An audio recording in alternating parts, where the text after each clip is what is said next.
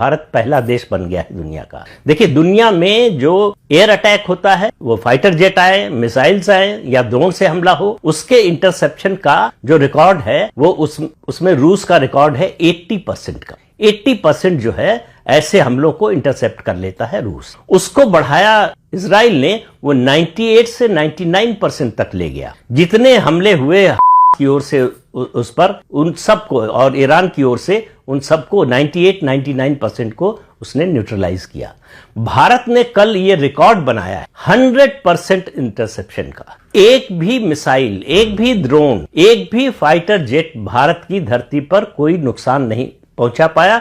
कोई हमला, उसका हमला कामयाब नहीं हुआ। हर हमले को नाकाम किया गया। कोई भी ऐसा ऑब्जेक्ट जो भारत के किसी मिलिट्री इंस्टॉलेशन या सिविलियन इंस्टॉलेशन को नुकसान पहुंचा सकता हो, ऐसी कोई घटना नहीं हुई। भारत की सेना की ओर की कोई कैजुअलिटी नहीं हुई है। ये अपने आप में अभूतपूर्व है। तो भारत इस तरह के इंटरसेप्शन में दुनिया का पहला देश बन गया है। ये पूरी दुनिया के लिए एक नया उदाहरण उसने पेश किया है कि हमारी शक्ति क्या है, हमारी सेनाओं की शक्ति क्या है, हमारी योजना किस तरह की है, और हमारे पास सबसे बड़ी बात यह कि किस तरह के उपकरण हैं, किस तरह के सैनिक साजो सामान हैं जो भारत की सुरक्षा के लिए पर्याप्त हैं, और उनकी इफेक्टिवनेस क्या है, ये टेस्ट हो गई इस ऑपरेशन सिंदूर के जरिए। और पाकिस्तान के पास जो उपकरण हैं उनकी इफेक्टिवनेस क्या है, ये टेस्ट हो गई ऑपरेशन सिंदूर के जरिए।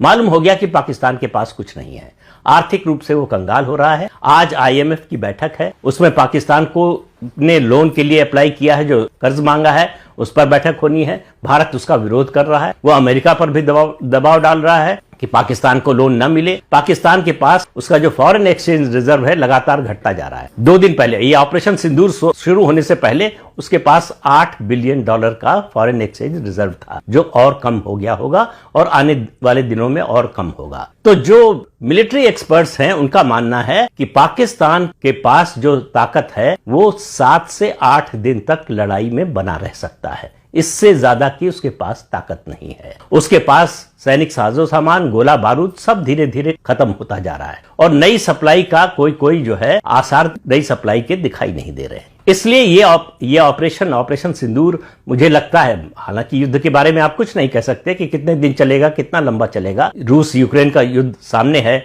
इजराइल और युद्ध सामने है, लेकिन अभी जो स्थिति है उसमें लग रहा है कि ये हफ्ते 10 दिन से ज्यादा चलने वाली कार्रवाई नहीं है। लेकिन ये सब निर्भर करता है कि पाकिस्तान अपने को बचाने की कोशिश करता है या अपने को बर्बाद करने की कोशिश करता है। इसी पर आधारित होगा भारत का रेस्पॉन्स।